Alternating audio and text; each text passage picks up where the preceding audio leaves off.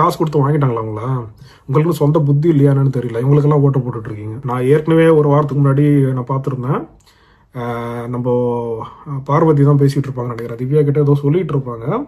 சொல்கிறப்ப வந்து காது கொடுத்தே கேட்க மாட்டேன் அந்த அந்த அந்த லேடி. என்ன ஆகிட போகுது?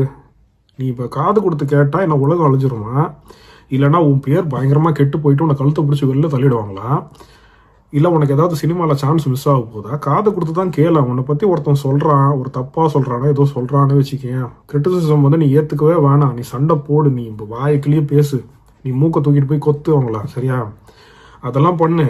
ஆனால் முதல்ல காதை கொடுத்து கேளு. 2 பெரிய பெரிய காது இருக்குல்ல உனக்கு, அந்த 2 காதில் ஒரு காதை ஓப்பன் பண்ணி கேளு. என்ன ஒன்றும் குறைஞ்சிடாது.